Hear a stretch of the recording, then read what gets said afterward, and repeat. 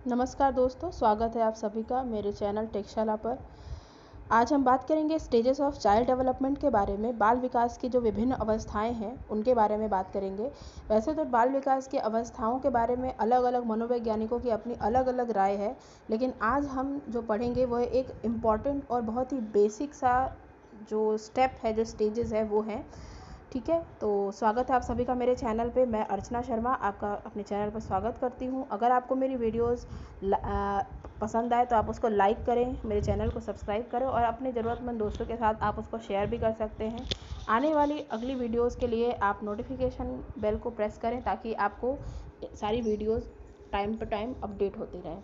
ठीक है, तो आज की सेशन में जो हम बात करने वाले हैं वो है बेसिक 4 स्टेजेस ऑफ डेवलपमेंट। यहाँ पे जो स्टेजेस हैं डेवलपमेंट की, ये स्टेजेस जो है डॉक्टर अर्नेस्ट जोन्स ने दिए। आप देख सकते हैं यहाँ पे 4 अलग अलग स्टेजेस है। पहली जो स्टेज है वो है इन्फेंसी, यानी कि शैशवावस्था, जो कि जन्म से 5 वर्ष की अवस्था को कहते हैं। दूसरा है चाइल्डहुड, यानी कि बाल्यावस्था, जो कि 6 से 11 वर्ष की आयु को कहते हैं। चाइल्डहुड भी 2 अलग अलग सेक्शंस में डिवाइड किया जाता है। एक होता है अर्ली चाइल्डहुड और दूसरा होता है लेटर चाइल्डहुड। अर्ली चाइल्डहुड जो है वो है 6 से 8 वर्ष तक की अवस्था को हम कहते हैं, और लेटर चाइल्डहुड जो है वो 9 से 11 अथवा 12 वर्ष की अवस्था को हम लेटर चाइल्डहुड कहते हैं। इनमें कुछ विभिन्न विभिन्न परिवर्तन होते हैं एक बालक के अंदर, जिसके अनुसार हम इसको 2 अलग अलग सेक्शंस में डिवाइड करते हैं। नेक्स्ट है एडोलेसेंस। एडोलेसेंस अर्थात किशोरावस्था। किशोरावस्था जो कि 12 से 18 वर्ष के बच्चे को हम किशोर के अंदर काउंट करते हैं। नेक्स्ट है अडल्टहुड, यानी कि प्रौढ़ावस्था। 18 वर्ष के बाद के सभी जो भी मनुष्य हैं वो अडल्टहुड के अंदर आते हैं। ठीक है, तो जो सबसे पहला हमारा है इन्फेंसी। इन्फेंसी के अंदर शैशवावस्था, इसके अंदर जो सबसे इम्पॉर्टेंट चीज़ है वो है कि infancy is the most important period of life. ये किसी महान मनोवैज्ञानिक ने कहा है कि इन्फेंसी जो है बहुत ही इम्पॉर्टेंट पीरियड है लाइफ का। क्यों इम्पॉर्टेंट पीरियड है लाइफ का? क्योंकि ये वह समय है जिसमें बालक सबसे ज़्यादा तेज़ी से विकास करता है और सबसे ज़्यादा अच्छे से उसके मानसिक व शारीरिक विकास हो सकते हैं। तो इसलिए हमें इस समय बच्चे के ऊपर खासा ध्यान देना होता है कि बच्चे के शरीर में जो भी डेवलपमेंट्स हो रहे हैं वो सही तरीके से हो रहे हैं या नहीं। उसके लिए हम बच्चे को सही तरीके से ज़रूरी जो पोषक तत्व है वो हमें उनको देना चाहिए, और बच्चे को खेल कूद अथवा हर जो भी उसकी एक्टिविटीज़ है उसको ऑब्जर्व करते हुए बच्चे का शारीरिक विकास हो रहा है या नहीं, जो उसकी जो मोटर एक्टिविटीज़ है वो सही से कर पा रहा है या नहीं, इन चीज़ों को हमें ऑब्जर्व करना चाहिए ताकि हम बच्चे के शारीरिक विकास के बारे में बहुत अच्छी तरीके से जान पहचान कर सकें। नेक्स्ट है कैरेक्टरिस्टिक्स ऑफ इन्फेंसी। इन्फेंसी की जो कुछ कैरेक्टरिस्टिक्स है, कुछ विशेषताएं होती हैं, कुछ हर एक एज ग्रुप के बच्चों की अपनी कुछ विशेषताएं होती हैं। इन्फेंसी की भी अपनी कुछ विशेषताएं होती हैं। इन्फेंसी के अंदर सबसे पहले जो सबसे इम्पॉर्टेंट चीज़ है वो है शारीरिक विकास की तीव्रता। जैसे कि मैंने आपको बताया, इस समय बच्चा बहुत ही तेज़ी से उसका शरीर डेवलप हो रहा होता है। आप देखेंगे 2 से 5 वर्ष के अंदर, यानी 0 से 5 वर्ष, यानी बच्चा पैदा होने के बाद से बहुत ही तेज़ी से उसका हाइट और वेट में ग्रोथ आता है। लेकिन एक समय बाद वह हाइट और वेट में ग्रोथ रुक जाता है। बच्चा एक नॉर्मल बहुत ही स्लो मोशन से डेवलप करता है। ऐसा नहीं है कि 2 ही महीने में बच्चा 2 किलो वेट गेन कर ले, ज़रूरी नहीं है। हो सकता है स्टेबल रहे, हो सकता है आधा किलो कम या अधिक हो जाए। तो ये चीज़ बदलती रहती है बच्चे के अंदर। लेकिन जो इन्फेंसी पीरियड होता है उस समय सबसे तेज़ी से बच्चा विकास कर रहा होता है। ठीक है, बच्चे का शरीर, जब बच्चा बिल्कुल न्यूबॉर्न बेबी होता है, जब बच्चा पैदा होता है तो बच्चे के शरीर में जो हड्डियों की संख्या होती है वो 300 से ज़्यादा ही होती है। और धीरे धीरे जब कुछ हड्डियां आपस में जुड़ने लगती है तो इन हड्डियों की संख्या हो जाती है 206। मानव शरीर में वैसे तो जब बच्चा पैदा होता है तो उस समय लगभग 300 हड्डियां होती हैं, लेकिन धीरे धीरे ये हड्डियां जुड़ के कुछ हड्डियां आपस में जुड़ती जाती हैं और ये 206 हो जाती हैं। इसीलिए बच्चे का जो शरीर होता है वो बहुत ज़्यादा लचीला होता है। जब हम बच्चे की मालिश वगैरह करते हैं तो बच्चे का शरीर हम बहुत आसानी से मोड़ सकते हैं, बहुत ही आसानी से हम उनको अलग अलग डिफरेंट एक्सरसाइजेस करा सकते हैं। लेकिन जैसे जैसे बच्चा बड़ा होता जाता है वही चीज़ें करने में उसको दिक्कतें होती है। क्यों? क्योंकि अब उसके शरीर में उतना लचीलापन नहीं है। ठीक है, सेकेंड पॉइंट है अपरिपक्वता। बच्चे का जो है दिमाग, यानी कि उसका जो बौद्धिक विकास है, जो कल्पना शक्ति है, वो अभी उतनी ज़्यादा अच्छे तरीके से उसके अंदर उनका विकास नहीं हुआ है। ठीक है। तो बौद्धिक विकास तो बच्चे का ऑलमोस्ट ना के बराबर होता है, बच्चे को सही गलत की पहचान नहीं होती है और दुनियादारी की पहचान नहीं होती है। तो ये सारी चीज़ें जो है उसके अंदर धीरे धीरे डेवलप होनी शुरू होती है। थर्ड पॉइंट है मानसिक क्षमताओं का विकास। मानसिक क्षमताओं के विकास में बच्चे की स्मृति वगैरह, जो बच्चे को चीज़ें याद रहनी चाहिए, वो कुछ स्पेसिफिक चीज़ें उसको याद रहती है। अपने खेल खिलौने, दुनियादारी से उसको कोई मतलब नहीं होता है, दुनिया में क्या चीज़ें हो रही है, उसके माँ बाप से रिलेटेड चीज़ें, हाँ अपने परिवार को पहचानता है। लेकिन कई बार ऐसा होता है कई दिनों तक किसी एक व्यक्ति को बच्चा नहीं देखे तो वो उस व्यक्ति को पहचान नहीं पाता है, भले वो उसका कोई खास रिलेटिव हो उसके बावजूद भी। नेक्स्ट है सीखने की तीव्रता। बच्चे के अंदर इस समय सीखने की तीव्रता धीरे धीरे जागृत होने लगती है, क्योंकि बच्चा आपको देख करके, आपसे कॉपी करके चीज़ों को सीखने लगता है। ठीक है। और अपने से चीज़ों को करने की भी कोशिश करता है। और कोई चीज़, जैसे आप उसको कोई खिलौना देंगे तो वो उसको पटक के तोड़ फोड़ के देखेगा कि हाँ इसके अंदर क्या चीज़ है, ये कैसे चल रहा है। तो ये सारी चीज़ें बच्चों के अंदर जो एक जिज्ञासु नेचर होता है उनका, उसकी वजह से होता है। नेक्स्ट है दोहराने की प्रवृत्ति। बच्चे को आप कोई भी बात कहेंगे तो वह बार बार आपसे प्रश्न, उसके बारे में प्रश्न पूछेगा। क्यों प्रश्न पूछेगा? क्योंकि बच्चा उस चीज़ को लेके अभी कंफ्यूज है, उसको समझ में नहीं आ रहा है वो चीज़ हो क्यों रही है। तो हमें बहुत आराम से बच्चे को इन चीज़ों के बारे में बताना चाहिए। और बच्चा अगर कोई भी प्रश्न करता है और जब तक उसको उसका हल नहीं मिलता तो वह प्रश्न करता रहता है, बार बार आपसे वह प्रश्न करता रहता है। इसलिए हम ये भी कह सकते हैं कि बच्चे को दोहराने की प्रकृति है। और बच्चा कई बार कोई खिलौने के साथ खेल रहा है तो भी वह बार बार उस चीज़ को रिपीट करता है, आप अपने आप से बात करता है, सेल्फ टॉक करता है। ठीक है। नेक्स्ट है परानिर्भरता। बच्चे को यह बात बहुत अच्छे से पता होती है कि अभी वह माता पिता परिजनों पर अपने आश्रित है। ठीक है। क्योंकि अभी वो जो भी उसकी फिजिकल और जो भी डेली जितनी भी एक्टिविटीज़ है वो सारी चीज़ों के लिए अभी वो अपने माता पिता पे ही पूरी तरीके से डिपेंडेंट है। तो अभी बच्चे को बहुत ही प्यार और बहुत ही आराम से बच्चों को हमें हैंडल करना चाहिए इस टाइम पे, क्योंकि बच्चा पूरी तरीके से हम पर डिपेंडेंट होता है। नेक्स्ट है सेल्फ लव। बच्चे के अंदर इस समय सेल्फ लव सबसे ज़्यादा होता है, क्योंकि बच्चा अभी सिर्फ अपने बारे में जानता है। अपने और अपने माँ, सबसे ज़्यादा बच्चे को माँ और उसके बाद खुद से प्यार होता है। ठीक है। बच्चे के माँ को भी अगर आप कुछ बोलेंगे तो वो बहुत तेज़ी से रोने लगेगा। अगर आप बच्चे को डांट देते हैं तो भी बच्चा रोने लगेगा। इवन तो ज़ोर से, अगर आप नॉर्मल भी बात ज़ोर से बोलेंगे, तेज़ आवाज़ में बोलेंगे तो भी बच्चा डर के और रोने लगेगा, क्योंकि उसको खुद से बहुत ज़्यादा प्यार होता है, लगाव होता है। उसे लगता है कि मुझे इस समय इससे खतरा है। तो इसलिए बच्चा अपने आप को प्रोटेक्ट करने के लिए सबसे पहले, सबसे उसका जो खास हथियार है वो है आंसू, रोने लगेगा। ठीक है। नेक्स्ट है, और इसमें एक बात और है कि बच्चा खुद के बारे में सबसे ज़्यादा सोचता है इस टाइम पे। जैसे कोई भी खिलौना है या कोई भी चीज़ें मार्केट में आप लेके जाएंगे बच्चे को, तो बच्चे को सिर्फ अपनी ज़रूरत की चीज़ें दिखेगी। उसको लगेगा कि हाँ, मैं, मेरे ही लिए मम्मी शॉपिंग करने के लिए आई है, या मम्मी पापा मेरे लिए ही ये चीज़ लेने के लिए आए हैं, या मेरे लिए ही लाना है उनको ये चीज़। तो वह खुद से सबसे ज़्यादा। नेक्स्ट पॉइंट है संवेगों का प्रदर्शन। बच्चा अपने इमोशंस को बहुत ही ज़्यादा, मतलब अपने पूरे शरीर से ही अपने इमोशंस को डिस्प्ले करेगा। अगर वो तकलीफ़ में है तो बच्चा केवल रोएगा ही नहीं, बल्कि अपने हाथ पैर सब पटक पटक के रोएगा। तो ये एक तरीके से उसके संवेगों का प्रदर्शन, क्योंकि अभी वो उसके बस में नहीं है चीज़ें, तो वो संवेगों का प्रदर्शन इसी प्रकार से करता है छोटा बच्चा। जबकि बड़े लोगों को आप देखेंगे कि इस तरह से नहीं रोते हैं, लेकिन छोटे बच्चे ज़्यादातर इसी तरीके से अपने संवेगों को, अपने इमोशंस को आप तक डिस्प्ले करते हैं आपको। नेक्स्ट है सामाजिक भावना का विकास। बच्चे के अंदर अभी सामाजिक भावना का विकास ऑलमोस्ट ना के बराबर होता है। बस वो अपने परिवार और जो भी उसके इर्द गिर्द, जो भी उसके आसपास रहते हैं, बस उसकी एक वही छोटी सी दुनिया होती है। तो बच्चा अभी पूरी तरीके से समाज से घुला मिला नहीं होता है, तो इसलिए सामाजिक जीवन का अभी उससे कोई फ़र्क नहीं पड़ता है कि बाहर की दुनिया में क्या हो रहा है। नेक्स्ट है नैतिकता का अभाव।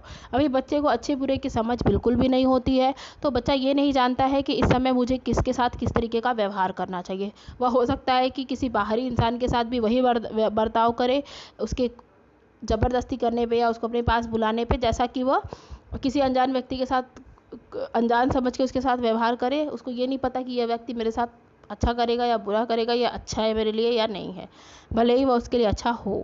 जैसे डॉक्टर के पास जाते हुए बच्चे कई बार ऐसे करते हैं, है ना।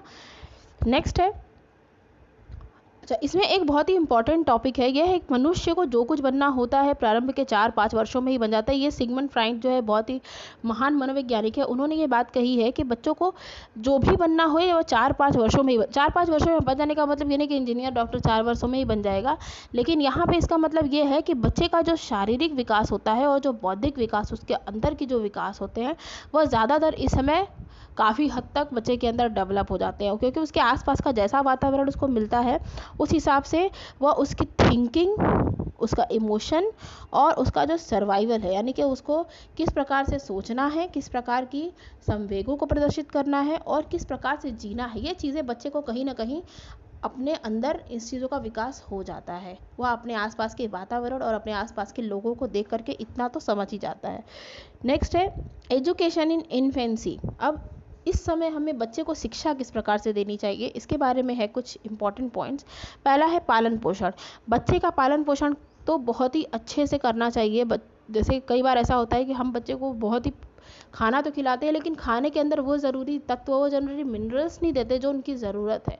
ठीक है, तो ये बहुत ही इंपॉर्टेंट फैक्टर है। बच्चे को पालन पोषण तो करें, लेकिन उनका सही खान पान वगैरह, उनका सही तरीके से पालन पोषण करना भी बहुत ज़रूरी है। बच्चे को बहुत ज़्यादा डांटना, मारना, हाथ उठाना उनके ऊपर, ये बहुत ही अच्छी चीज़ नहीं है, क्योंकि बच्चा उसके बाद कहीं ना कहीं अंदर ही अंदर डर जाएगा, सहम जाएगा, वो अपनी बातों को आपसे एक्सप्रेस नहीं कर पाएगा और इस कारण से बच्चे का एक अलग ही स्वभाव डेवलप हो जाएगा। नेक्स्ट है अनुकूल वातावरण। अनुकूल वातावरण हम बच्चे के लिए बहुत ही ज़रूरी है, क्योंकि जब बच्चा खुशनुमा वातावरण में रहेगा तो वह चीज़ों को खुद से सीखने की उसके अंदर धीरे धीरे इच्छा जागृत होगी, वो डरेगा नहीं, सहमेगा नहीं। ठीक है, आसपास के जो लोग हैं बच्चे के, वो उसको अच्छे तरीके से ट्रीट करेंगे तो वो भी इन चीज़ों को सीखेगा, कहीं ना कहीं अपने अंदर डेवलप करेगा। नेक्स्ट है अच्छी आदतें। अच्छी आदतें तो बहुत ही ज़रूरी है बच्चे को बचपन से ही सिखाना। अच्छी आदतें इन द सेंस कि वॉशरूम में जाना चाहिए बच्चों को, टॉयलेट जाने के लिए वॉशरूम में जाना चाहिए। धीरे धीरे हम ये 2 से 3 साल के बाद बच्चों को ये चीज़ें सिखा सकते हैं। ठीक है, और बच्चे को ये भी सिखाना चाहिए कि जैसे कोई बड़े आ रहे हैं तो हमें उनका पैर छूना है, ठीक है, नमस्ते करना है, प्रणाम करना है। ये चीज़ें हम बच्चे को बचपन से ही सिखा सकते हैं। ये छोटी छोटी आदतें जो है बच्चे को सिखा सकते हैं। नेल बाइट नहीं करनी है, ठीक है, और बहुत ज़्यादा शोर नहीं करना है। कोई अगला अगर बैठा हुआ है, पढ़ रहा है, तो आपको भी शांति बनाए रखना है। तो ये धीरे धीरे 4-5 साल तक के बच्चों को हम बहुत अच्छी तरीके से ये चीज़ें सिखा सकते हैं, क्योंकि 4-5 साल तक बच्चा इतना समझ जाता है कि आप उससे क्या कह रहे हैं, वो समझने लगता है इन चीज़ों को। ठीक है, नेक्स्ट है प्रेमपूर्ण व्यवहार। किसी भी चीज़ के लिए बच्चा अगर गलत भी कर रहा हो तो हमें उसको डांटने और मारने के बजाय सीधे हमें पहले उसको प्यार से चीज़ों को समझाना चाहिए। कई बार बच्चा अपने आप ही समझ जाता है, धीरे धीरे जैसे हम उसको अच्छे से समझाएंगे तो वो समझ जाएगा कि हाँ, हमें इन कंपैरिजन टू डांटने और मारने के अलावा, अगर हम कई बार डांट मार के भी बच्चे को वो चीज़ें नहीं सिखा सकते हैं, नहीं समझा सकते हैं, जो कि उससे हम प्यार से समझाया करवा सकते हैं। ठीक है, अच्छी आदतों का निर्माण, जैसा कि मैंने कहा कि बच्चे के अंदर कुछ अच्छी आदतों का निर्माण हमें बचपन में ही करना चाहिए, शुरुआत कर देनी चाहिए। और मानसिक क्रियाओं के अवसर बच्चों के बचपन से हमें क्यों डालनी चाहिए, ताकि बच्चा खुद से चीज़ों को सोच सके, तर्क कर सके। बच्चों के अंदर ये चीज़ें बचपन से ही अगर आने लगेगी तो बच्चे का माइंड क्रिएटिव बनेगा, क्योंकि अगर हमने बच्चे को हर चीज़ खुद ही करके दे दी तो बच्चा अपने दिमाग का इस्तेमाल नहीं करना सीखेगा। तो इसलिए हमें धीरे धीरे बच्चों को मानसिक क्रियाओं के अवसर भी प्रदान करते रहना चाहिए। ठीक है, जिज्ञासा की संतुष्टि। अगर बच्चा कोई प्रश्न पूछ रहा है तो हमें उसको चुप कराने के बजाय हमें उसकी जिज्ञासा को शांत करने की कोशिश करनी चाहिए। हो सकता है कि हमारी छोटी सी कोई बात कहने से या समझाने से बच्चे को वो बात पूरी तरीके से समझ में आ जाए। तो इसलिए हमें बच्चे को हर चीज़ के लिए डांट के समझाना नहीं चाहिए, कभी कभी उसको उन चीज़ों का जवाब देना चाहिए और उसको एक अलग तरीके से समझाने की कोशिश करनी चाहिए। करके सीखने की महत्ता, चूँकि learning by doing is very important factor. So बच्चे को ज़्यादातर हमें कोशिश करनी चाहिए कि वो चीज़ें खुद से उसको करने का मौका दें। व्यक्तिगत भिन्नता, हमें ये बात बहुत अच्छे से पता है कि हाथ की 5 उंगलियां बराबर नहीं होती है। उसी प्रकार से हर बच्चा समान नहीं होता है। कोई बच्चा किसी चीज़ को अलग तरीके से समझता है, कोई बच्चा किसी चीज़ को अलग तरीके से समझता है। तो ये बहुत ही इंपॉर्टेंट है कि हम हर बच्चे को उसी के हिसाब से ट्रीट करें और उसी के हिसाब से समझाएं। हो सकता है कोई बच्चा पढ़ने में बहुत ज़्यादा अच्छा हो सकता है कोई बच्चा पढ़ने में बहुत ज़्यादा अच्छा नहीं हो। तो हमें दोनों तरीके के बच्चों को एक ही डंडे से नहीं हाँकना चाहिए, हमें उसको उसके तरीके से समझाना चाहिए। तो ये चीज़ बहुत ही ज़रूरी है। नेक्स्ट है वार्तालाप के अवसर, बच्चे के साथ बातचीत करना बहुत ज़रूरी है। अगर आप बच्चे के साथ बातचीत नहीं करेंगे तो बच्चा आपसे अपने अंदर की जो भी परेशानियां हैं वो शेयर नहीं कर पाएगा और अपनी फीलिंग्स को आपके सामने एक्सप्रेस नहीं कर पाएगा। तो बच्चों को बात करने का, अपनी बात कहने का, उनके साथ समय देना चाहिए, बैठ के उनके साथ बात करनी चाहिए। आज की दुनिया में लोग फ़ोन में सारा दिन लगे रहते हैं, लेकिन हमें जब अगर घर में छोटा बच्चा हो तो कोशिश करनी चाहिए कि बच्चों के साथ हमें बातचीत करते रहें और उनकी बातों को, उनकी प्रॉब्लम्स को समझें। नेक्स्ट है शिक्षा में संगीत का स्थान। हमें बहुत अच्छे से पता है कि छोटे बच्चे को संगीत बहुत पसंद होता है। लोरी वगैरह बच्चे बहुत ही प्रेम से सुनते हैं और कई बार लोरी सुनते सुनते बच्चे सो भी जाते हैं। अगर आप नॉर्मली कोई बात उनसे कहेंगे, कोई कहानी पढ़ाएंगे तो शायद बच्चा अभी इतना इंटरेस्ट नहीं लेगा, लेकिन अगर कोई बच्चा, आप कोई भी चीज़ आप बच्चे को गा के सुनाएंगे, आप चांद के बारे में बता रहे हैं तो चंदा के बारे में बता रहे हैं, चंदा मामा है ये, तो आप बच्चा इतना इंटरेस्ट से नहीं सुनेगा। लेकिन अगर आप उसी को एक राइम्स के फॉर्म में सुनाएंगे तो वो बच्चा उसमें ज़्यादा इंटरेस्ट लेगा, वो उसको ज़्यादा पसंद आएगा। तो उस तरीके से वो अपनी बातों को एक्सप्रेस करना भी सीख जाता है और उस चीज़ के बारे में भी जान जाता है। इसीलिए ज़्यादातर आज की डेट में स्कूलों में राइम्स वगैरह के द्वारा बच्चों को एक्टिविटीज़ करा के, एक्शंस करा के हम चीज़ों को सिखाते हैं और उन चीज़ों के बारे में बताते हैं। नेक्स्ट जो हमारा टॉपिक है वो है childhood. Childhood is the unique period of life, जो कि कोल एंड ब्रूस ने कहा है। चाइल्डहुड यूनिक पीरियड क्यों? क्योंकि दोबारा नहीं आएगा। बचपन हमारा जो होता है वो दोबारा नहीं आता है। वैसे तो बाल्यावस्था, जो हमारी शैशवावस्था है, वो भी दोबारा नहीं आएगी, लेकिन कहीं ना कहीं ये बहुत ही यूनिक और बहुत ही इंपॉर्टेंट पीरियड है लाइफ का, क्योंकि इस समय हमने बहुत सारे अपने लाइफ के बहुत सारे इंपॉर्टेंट चीज़ों को जीना होता है। हम बहुत सारी चीज़ों को सीखते हैं, नई नई चीज़ों को सीखते हैं और इसी के बाद हमारे जीवन की असली शुरुआत हो जाती है। तो जैसा कि मैंने कहा कि अर्ली चाइल्डहुड और लेटर हाउस दो इसके सेक्शंस हैं। और चाइल्डहुड को हम गैंग एज भी कहते हैं, क्योंकि इस समय बच्चे को सबसे ज़्यादा प्रेम जो होता है वो अपने साथी के साथ होता है, अपने दोस्तों के साथ होता है। ग्रुप्स में बच्चा रहना ज़्यादा पसंद करता है और हमेशा उसके दिमाग में ये रहता है कि कोई भी चीज़ करे, कोई भी एक्टिविटीज़ करे तो वो एक ग्रुप में करे।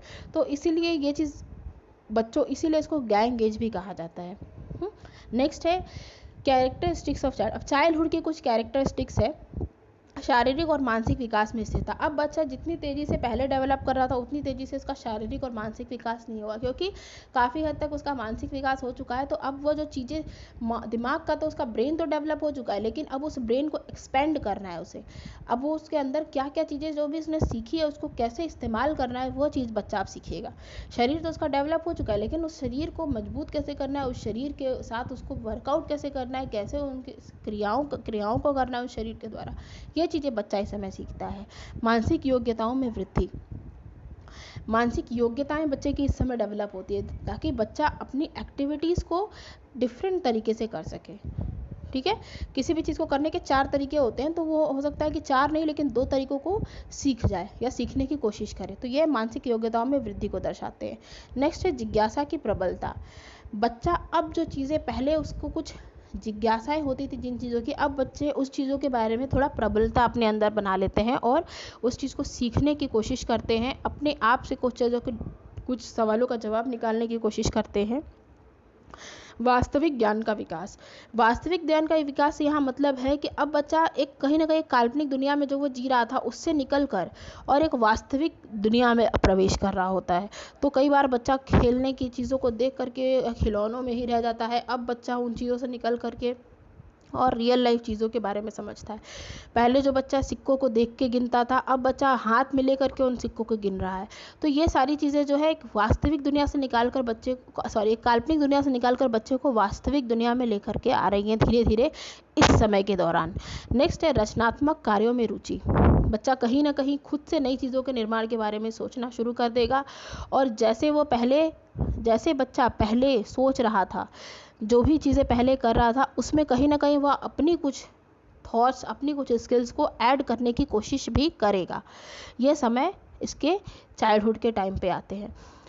नेक्स्ट है सामाजिक व नैतिक गुणों का विकास। जैसा कि मैंने कहा, बच्चा अभी पहले उतना सामाजिक नहीं होता, अब धीरे धीरे चूंकि ग्रुप्स में खेलने लगा है तो अपने इर्द गिर्द के जो लोग हैं, जो समाज है, जैसे बच्चा टीचर के साथ विद्यालय में प्रिंसिपल के साथ, अपने दोस्तों के साथ, उनके पेरेंट्स के साथ, बहुत लोगों के साथ घुलने मिलने लगता है, तो उसको समाज में कैसे रहना है, कैसे बातें करनी, कैसे उठना है, बैठना, इन चीज़ों का भी धीरे धीरे उसके अंदर विकास होने लग रहा है। और नैतिक गुणों का विकास का मतलब धीरे धीरे उसके अंदर इन चीज़ों के बारे में नैतिकता भी आ रही है कि उसको उनके साथ व्यवहार कैसे करना है, उनको वहाँ पे उस जगह पे उसको रहना कैसे है, डिसिप्लिन कैसे बनाना है, अनुशासित, स्व अनुशासित उसको कैसे रहना है, ये चीज़ें बच्चा कहीं ना कहीं सीखने लगता है। नेक्स्ट है बहिर्मुखी व्यक्तित्व का निर्माण। बहिर्मुखी व्यक्तित्व का निर्माण यानी कि बाहरी दुनिया में जाने के बाद बच्चा किस प्रकार से अलग अलग स्वरूप अपना दिखाता है। जैसे बच्चा घर में जैसा है वैसा ही बाहर नहीं होता, विद्यालय में नहीं होता। जैसा बच्चा विद्यालय में है वैसा वो घर में नहीं होता, अपने दोस्तों के साथ वैसा ही नहीं होता। तो ये चीज़ें बच्चे के अलग अलग स्वरूप को प्रदर्शित करती है। बच्चा जैसा बचपन में है उसके हिसाब से बच्चा भी एक ही जैसा दिख रहा है, लेकिन जैसे जैसे बच्चा बड़ा होता जा रहा है तो उसके अलग अलग स्वरूप दिखेंगे हमें। ठीक है।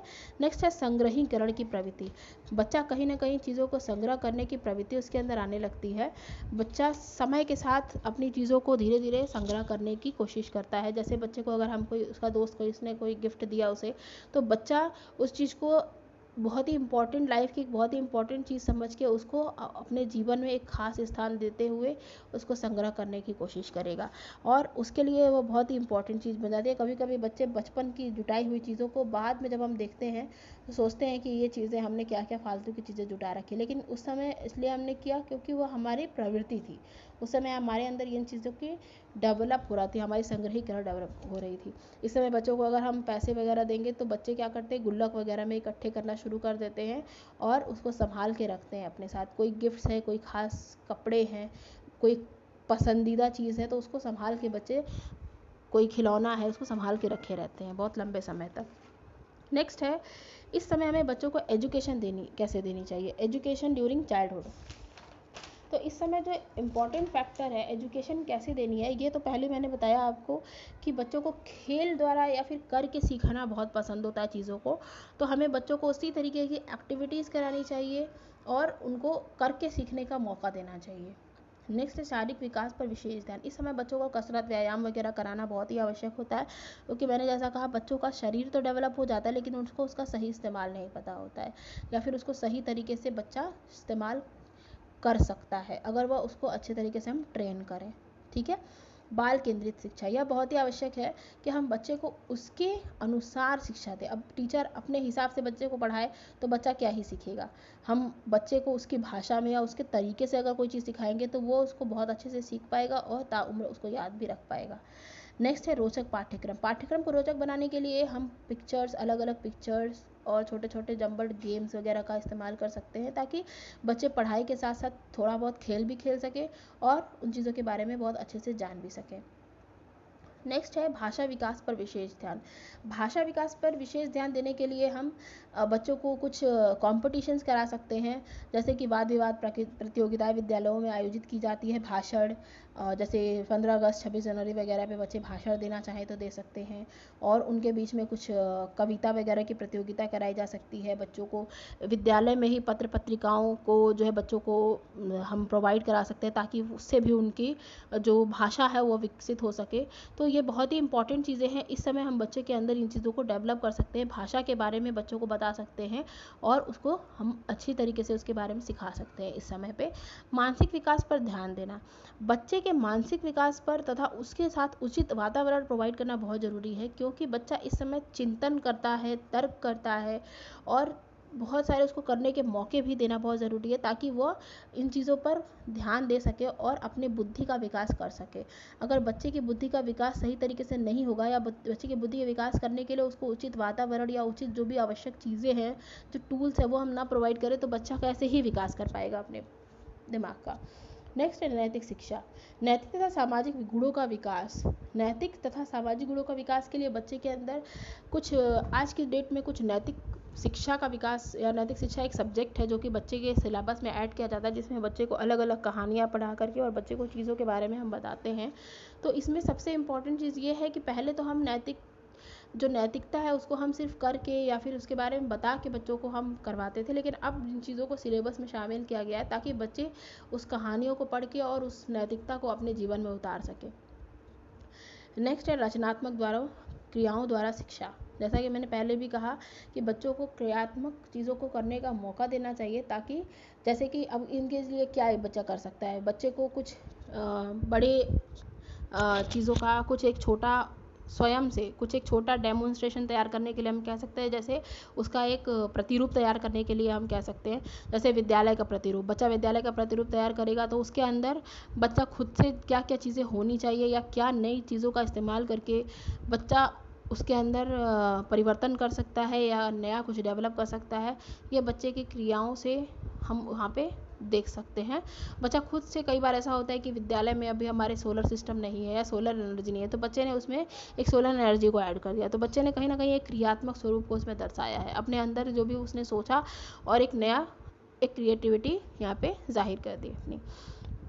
नेक्स्ट है समूह प्रवृत्ति का विकास। समूह प्रवृत्ति का विकास बच्चे के अंदर वैसे तो बचपन में भी होता है, बच्चा कहीं ना कहीं एक बच्चों के या परिवार के बीच में रहने की उसकी आदत, लेकिन अब बच्चा का जो समूह होता है वह अपने रुचि के अनुसार बन जाता है। यानी कि बच्चे को अगर कुछ बच्चों को अगर खेलना पसंद है या बैट बॉल खेलना पसंद है, तो उसके जो फ्रेंड सर्कल होगा उसमें ज़्यादातर वही बच्चे उसमें होंगे जो कि क्रिकेट के साथ जुड़े हुए हों या जिनको क्रिकेट पसंद हो। कोई बच्चा अगर इंडोर गेम्स या लूडो या फिर कैरम बोर्ड खेलने वाला है, तो बच्चे का जो ग्रुप होता है ज़्यादातर उन्हीं बच्चों के साथ बन जाएगा जो कि उस प्रकार के खेलों में या उस प्रकार के सामाजिक चीज़ों में, सामाजिक घटनाओं में रुचि ले रहे हो। ठीक है। नेक्स्ट है एडोलसेंस, यानी कि किशोरावस्था। किशोरावस्था बहुत ही डिफ़िकल्ट पीरियड है लाइफ की। ये किर्कपैट्रिक ने कहा है डिफ़िकल्ट पीरियड क्यों है, क्योंकि किशोरावस्था बहुत ही संघर्ष, तूफान और विरोध की अवस्था भी होती है, जो कि स्टेनले हॉल ने कहा है। स्टेनले हॉल ने ऐसा क्यों कहा है, हम सभी को बहुत अच्छे से पता है कि जब हम किशोरावस्था की ओर कदम रखते हैं तो कहीं ना कहीं हमारे अंदर बहुत ज़्यादा शारीरिक और हार्मोनल चेंजेस होते हैं। शरीर का जो हमारे ऊपरी बनावट होता है, जो स्ट्रक्चर होता है, उससे लेकर के और हमारे अंदर कुछ हार्मोनल चेंजेस भी होते हैं, जिसके कारण हम चिड़चिड़े हो जाते हैं या फिर हमारे कुछ शरीर में, कुछ दिमाग में कुछ चीज़ों का परिवर्तन होने लगता है, कुछ हमारी सोच में परिवर्तन होने लगता है, जिसके कारण इसको संघर्ष, तूफान और विरोध की अवस्था भी कहा जाता है। कैरेक्टरिस्टिक्स हैं इसके कुछ इंपॉर्टेंट। शारीरिक विकास, जो कि मैंने आपको बताया, शारीरिक विकास इस समय होता है, कुछ परिवर्तन होते हैं शरीर में। कल्पना की बाहुल्यता, बच्चा जो है वह कहीं ना कहीं एक काल्पनिक दुनिया में जाने लगता है। कोई भी चीज़ के बारे में वो सोचेगा तो उसको एक उसका प्रतिरूप, एक स्वप्न, उसको दिवा स्वप्नों में बच्चा खो जाता है और वो उसी के बारे में सोचने लगता है। नेक्स्ट है स्वतंत्रता की भावना। बच्चा इस समय फ्रीडम जो है बहुत ही उसको पसंद होती है, वह स्वतंत्रता प्रेमी हो जाता है, उसको बहुत ही ज़्यादा फ्री रहने की इच्छा करती है ताकि वो अकेले ही उस चीज़ के बारे में चिंतन कर सके और अकेला रह सके। हर समय उसको एक परिवार के लोगों का जो इंटरेक्शन होता है या परिवार के लोगों का जो रुकावटें होती है वो उसको पसंद नहीं आती, कि लोग हमेशा मुझे इस बारे में रोकते रहें या रोक टोक करें, मेरे जीवन में घुसें। ये सारी चीज़ें बच्चे के अंदर इस समय होती है। नेक्स्ट होता है काम भावना में परिपक्वता और विषम लिंगीय आकर्षण। ये दोनों पॉइंट ऑलमोस्ट सेम है। बच्चे के अंदर इस समय में ये जो सेक्सुअल जो नीड होती है उसकी धीरे धीरे उसके अंदर चीज़ें डेवलप होने लगती है। बच्चा दिवा सपने में जाने लगता है और जो उसके अपोजिट जो सेक्स है उनके साथ उसका आकर्षण भी बढ़ने लगता है। तो ये एक इम्पॉर्टेंट चीज़ है। नेक्स्ट है समाज सेवा की भावना। बच्चा अपने रुचियों को छोड़ करके अब सामाजिक जो घटनाएं होती हैं, जो आसपास उसके घटनाएं चल रही हैं, उनमें भी कहीं ना कहीं शामिल होने लगता है और लोगों की मदद करने के लिए और जो भी वो उससे बन पड़े उन चीज़ों को करने के लिए आगे आने लगता है। नेक्स्ट है रुचियों में परिवर्तन। पहले बच्चों को खेल खिलौने से में जो रुचियाँ थी, अब बच्चे को खेल खिलौने में रुचियाँ नहीं है। अब बच्चे की जो रुचियाँ हैं वो बदल गई हैं, है ना। अब बच्चा बाहर निकल के खेलना चाहता है, क्रिकेट खेलना चाहता है या फिर लोगों के साथ, दोस्तों के साथ मिल के कोई एक्टिविटी करना चाहता है, ठीक है, और सामाजिक घटनाओं में शामिल होना चाहता है या फिर इस तरीके के लोगों के साथ इंटरेक्शन रखना चाहता है जो कि इन चीज़ों से जुड़े हुए हों। तो बच्चे की धीरे धीरे जो रुचियां हैं वो भी परिवर्तित हो रही होती हैं। नेक्स्ट है अपराध प्रवृत्ति का विकास। इस समय अपराध प्रवृत्ति का भी विकास बहुत तेजी से होता है, क्योंकि बच्चे के अंदर बहुत सारी चीज़ों का संघर्ष चल रहा होता है, अंदर ही अंदर बच्चा बहुत सारी चेंजेस को अपने अंदर फील कर रहा होता है। तो बच्चे को अगर इस चीज़ के बारे में हम सही तरीके से हैंडल ना कर सके, कंट्रोल ना कर सके, तो कहीं ना कहीं बच्चा बिगड़ेगा। और अगर बच्चा बिगड़ेगा तो कहीं ना कहीं वो विरोध करेगा उस चीज़ का, और ज़्यादा परिवार के द्वारा भी या लोगों के द्वारा भी ज़्यादा विरोध करने पे बच्चा एक अपराधी बनने की प्रवृत्ति का भी शिकार हो सकता है। तो ये हमें बहुत ही ध्यान देना होता है कि इस समय बच्चे को हमें बहुत ही प्यार से और उसकी बातों को भी कुछ तवज्जो देते हुए, हम अगर कोई भी चीज़ के बारे में बच्चे को बता रहे हैं कि ये चीज़ ना करो, तो कहीं ना कहीं हमें अपना एग्जाम्पल बच्चे के सामने प्रस्तुत करना चाहिए कि उस समय अगर हमारे साथ ऐसा हुआ तो हमने उस चीज़ को कैसे हैंडल किया, कैसे हम उससे लड़े, उस प्रॉब्लम को हमने कैसे सॉल्व किया। क्योंकि ये प्रॉब्लम कभी ना कभी लाइफ में सबके साथ होती है, और हम उस प्रॉब्लम को कहीं ना कहीं झेल करके ही आगे बढ़े होते हैं, या तो उससे लड़ करके ही आगे बढ़े होते हैं। तो हमें बच्चों को इनका भी एग्जाम्पल, अपना खुद का एग्जाम्पल प्रस्तुत करने की कोशिश करनी चाहिए। नेक्स्ट है आत्मसम्मान की भावना।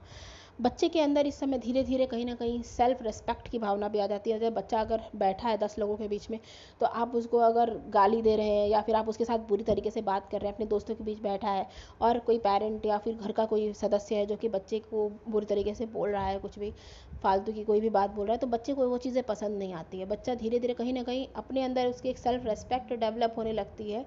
तो बच्चा सोचता है कि हमें कोई इस तरीके से हमारे साथ बात नहीं कर सकता है। अगर आपने बात की तो उसकी सेल्फ रिस्पेक्ट को यहाँ पे ठेस पहुँचेगी। भले ही आपने हंसी मजाक में ही कहा, लेकिन उस समय बच्चे को ये चीज़ें नहीं समझ में आएगी कि आपने हंसी की या मजाक किया, लेकिन बच्चे को ये लगेगा कि आपने उसकी सेल्फ रिस्पेक्ट को ठेस पहुँचाई है। नेक्स्ट पॉइंट है इसमें शिक्षा। एडोलसेंस में शिक्षा हमें कैसे देनी चाहिए, माफ़ कीजिएगा, यहाँ बाल्यावस्था में शिक्षा हो गया, किशोरावस्था में होगा। इस समय में बच्चे को शिक्षा कैसे देनी चाहिए? शारीरिक और मानसिक विकास के लिए शिक्षा। बच्चे का शरीर, यानी कि बच्चे को एक्सरसाइज वगैरह चीज़ों के बारे में बता सकते हैं हम। बच्चा किस प्रकार से अपने शरीर को फिट रख सकता है, किस प्रकार का खान पान करना चाहिए, क्योंकि अब बच्चे को उन्हीं चीज़ों की ज़रूरत नहीं है जो वो बचपन से खा रहा है। अब बच्चे का शरीर पूर्णतः डेवलप हो चुका है, तो उसको वही ज़रूरी न्यूट्रिएंट्स की ज़रूरत है जो कि उसके शरीर को अब विकसित ना करे, लेकिन उसके शरीर को मजबूत रखे, स्वस्थ रखे। नेक्स्ट, धार्मिक व नैतिक विकास के लिए शिक्षा। धर्म व नैतिक शिक्षा उसे देना बहुत ज़रूरी है, क्योंकि आजकल जो स्थिति है, जो परिस्थिति है, अलग अलग धर्म है, खासकर इंडिया में अलग अलग धर्म है, तो लोगों के उनके बारे में अलग अलग सोच है। हम एक इस प्रकार का सोच भी निर्मित कर सकते हैं कि हमें हर धर्म का पालन करना चाहिए, हर धर्म के हिसाब से हमें चलना चाहिए, हर धर्म के लोगों का हमें सम्मान करना चाहिए, आदर करना चाहिए।